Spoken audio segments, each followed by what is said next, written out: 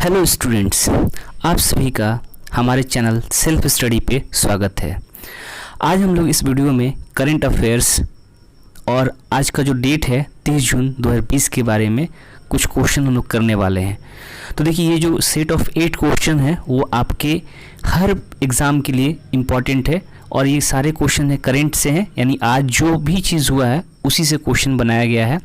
तो वीडियो शुरू करने से पहले हम आप सभी से रिक्वेस्ट करेंगे कि आप हमारे इस चैनल को सब्सक्राइब करें और लाइक कमेंट शेयर करना ना भूलें। तो चलिए हम इस वीडियो की शुरुआत करते हैं और अपने पहले क्वेश्चन की तरफ बढ़ते हैं। हमारा पहला क्वेश्चन है, what is the name of India's first indigenous vaccine for corona virus. तो हमारे पहला ऑप्शन है कोविन, सेकेंड ऑप्शन है कोरिल, थर्ड ऑप्शन है कोरिस और फोर्थ ऑप्शन है कोवैक्सीन।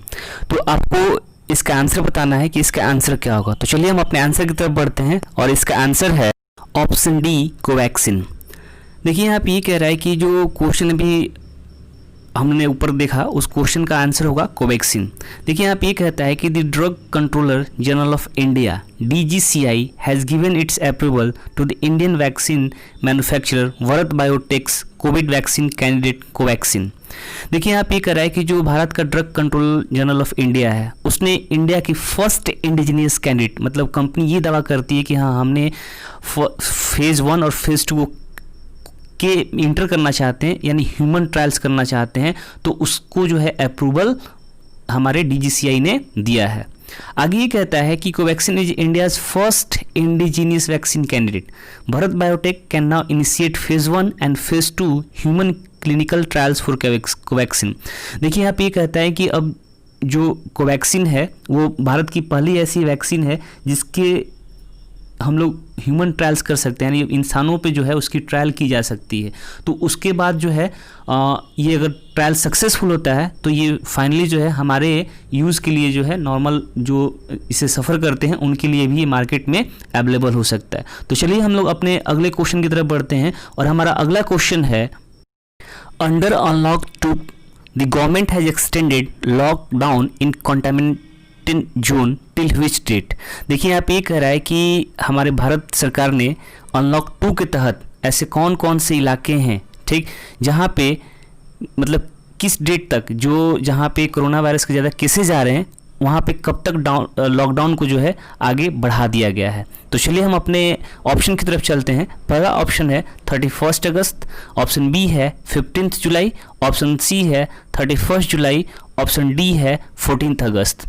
तो देखिए अब हमारा इस क्वेश्चन का आंसर जो होगा, सोचिए थोड़ा सा आप भी, क्योंकि ये बहुत अभी न्यूज़ में ही है और आप मुझे उम्मीद है कि आप इसका आंसर जानते होंगे। तो चलिए हम लोग इसका आंसर देखते हैं कि इसका आंसर क्या है।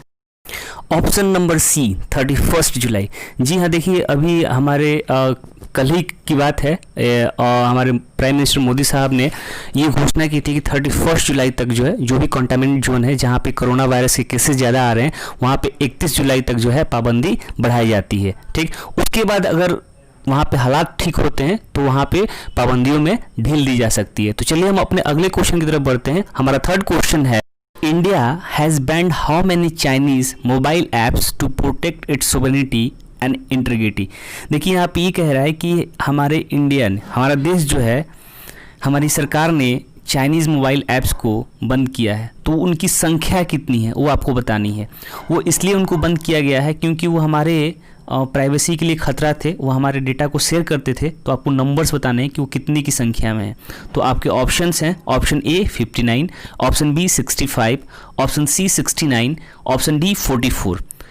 तो चलिए हम लोग अपने इस क्वेश्चन का आंसर देखते हैं कि इसका आंसर क्या होगा, ठीक ना। इसका आंसर है option A 59। India has ban 59 Chinese mobile apps that are the prejudicial to sovereignty and integrity of India, defence of India, security of state and public order. The ban was imposed by the ministry of information and technology. देखिए यहाँ पे India ने अभी हाल फिलहाल में ही 59 Chinese mobile apps को बंद कर दिया गया क्योंकि वो हमारे प्राइवेसी के लिए खतरा थे, वो हमारे डेटा को जो है चाइना के साथ शेयर करते थे। तो उसी चीज़ को देखते हुए जो है वो हमने चाइनीज़ मोबाइल ऐप, यानी टोटल उनकी संख्या जो 59 है उसको बैन किया हुआ है। लेकिन सरकार ने उनके लिए ऑप्शन खुला रखा हुआ है कि हाँ आप अपना जो भी आंसर देना है वो आप हमें दे सकते हैं। और ये बैन जो है मिनिस्ट्री ऑफ इंफॉर्मेशन टेक्नोलॉजी के द्वारा किया गया है। तो चलिए हमारा फोर्थ क्वेश्चन है, हम फोर्थ क्वेश्चन की ओर बढ़ रहे हैं। हमारा क्वेश्चन ये है, the centre has announced extension of प्रधानमंत्री गरीब Kalyan Yojana till which month. देखिए यहाँ पे ये कह रहा है कि अभी हमारे सेंट्रल गवर्नमेंट ने प्रधानमंत्री गरीब कल्याण योजना जो है उसको किस मंथ तक एक्सटेंड कर दिया गया है। आपके सामने ऑप्शन है अगस्त 2020, ऑप्शन बी है अक्टूबर 2020, ऑप्शन सी है नवंबर 2020, ऑप्शन डी है दिसंबर 2020। तो चलिए हम लोग इसका आंसर जानते हैं। इसका आंसर क्या होगा? ऑप्शन नंबर सी, नवंबर 2020। देखिए यहाँ पे हमारे प्रधानमंत्री नरेंद्र मोदी साहब ने अनाउंस ये किया था कि जो गरीब प्रधानमंत्री कल्याण योजना है जिसमें गरीब लोगों को फ्री में राशन दिया जाता है, वो नवंबर 2020 तक जो है एक्सटेंड कर दिया गया है। यानी इसके तहत जितने भी गरीब लोग जो हैं वो फ्री का राशन ले सकते हैं और उस स्कीम का फ़ायदा उठा सकते हैं। तो चलिए हम अपने नेक्स्ट क्वेश्चन की तरफ बढ़ते हैं। हमारा नेक्स्ट क्वेश्चन है, Which nation has passed a controversial national security law? देखिए यहाँ पे ये कह रहा है कि वो कौन सा ऐसा देश है जिसने एक ऐसा कानून पास किया है जो दूसरे के लिए बहुत ज़्यादा ही मतलब खराब है, यानी कंट्रोवर्शियल, विवादित है। वो कौन सा ऐसा देश है, उस देश का आपको नाम बताना है। तो देखिए आपके ऑप्शंस हैं Nepal, option B China, option C Pakistan, option D India. तो चलिए हम इसके आंसर को जानते हैं कि इसका आंसर क्या होगा। इसका आंसर है option B China. The Chinese parliament on June 30, 2020 passed the controversial national security law for Hong Kong. देखिए यहाँ पे जो कंट्रोवर्शियल सिक्योरिटी लॉ था वो मेनली हांगकांग के लिए पास किया गया था चाइना के द्वारा। The new security law will criminalize offense such as secession, subversion against the central Chinese government, terrorism and colliding with foreign forces. देखिए यहाँ पे ये कह रहा है कि इस न्यू लॉ के तहत जो है अगर कोई भी हांगकांग के लोग अगर चाइना के खिलाफ प्रदर्शन करते हैं तो उन्हें एक आतंकवादी माना जाएगा, या फिर किसी दूसरे देशों के साथ अपने डेटा को शेयर करते हैं तो उस स्थिति में भी जो है उन्हें पनिशमेंट मिलेगा, यानी वो क्रिमिनल एक्ट है। तो चलिए हम लोग अपने नेक्स्ट क्वेश्चन की तरफ बढ़ते हैं और हमारा नेक्स्ट क्वेश्चन है, Which state has requested to railways to allow bank court employees to travel via local trains.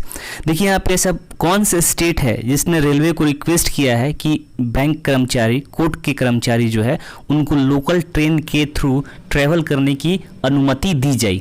तो आपके ऑप्शंस हैं, option A Uttar Pradesh, option B Maharashtra, option C Karnataka, option D Delhi. तो आपको इसमें से आंसर बताना है, इसका आंसर क्या होगा। तो चलिए हम लोग इसके आंसर की तरफ बढ़ते हैं और इसका आंसर क्या होगा। इसका आंसर है बी महाराष्ट्र।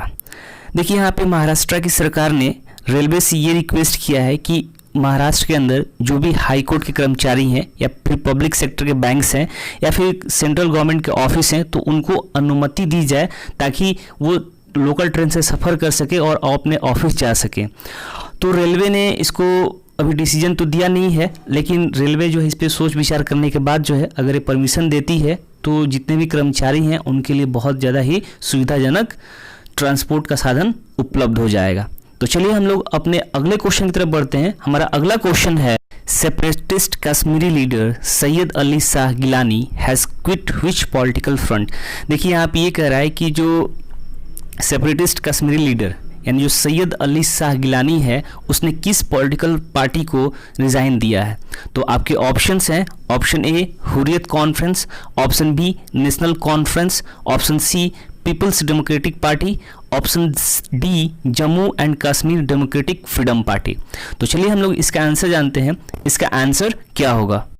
इसका आंसर है हुर्रियत कॉन्फ्रेंस यानी option number A. Syed Ali Shah Geelani has quit Hurriyat Conference, the biggest separatist political front in Kashmir. The 90-year-old had been the face of Kashmiri separate politics for over 3 decades. Gilani had been blamed for the rise in militancy and bloodshed in Kashmir.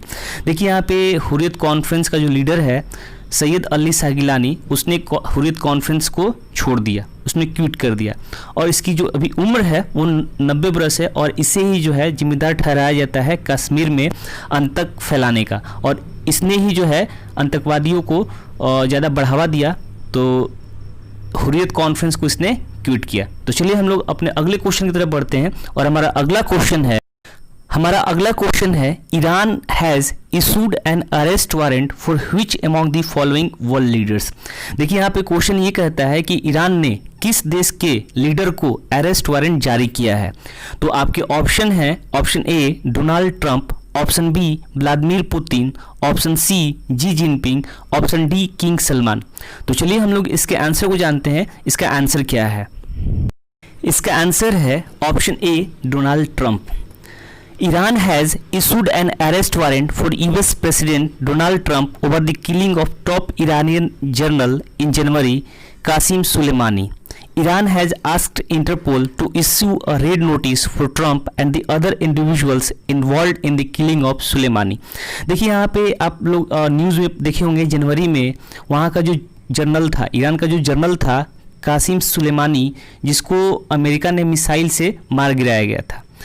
तो देखिए यहाँ पे उसने, Iran का जो president हैं, उन्होंने एक इंटरपोल को नोटिस जारी किया है कि आप ट्रम्प के खिलाफ जो है एक रेड नोटिस निकालिए जो इस सुलेमानी को मारने में उनका हाथ था। तो देखिए यहाँ पे ईरान ने डोनाल्ड ट्रम्प के खिलाफ जो है ये अरेस्ट वारंट जारी किया है। तो चलिए आज की इस वीडियो में हम इतना ही रहने देते हैं और हम आप सभी लोगों से रिक्वेस्ट करेंगे कि आप इस चैनल को सब्सक्राइब करें और लोगों तक पहुंचाएं और ज़्यादा से ज़्यादा जो है इसको लाइक, कमेंट और शेयर करना ना भूलें।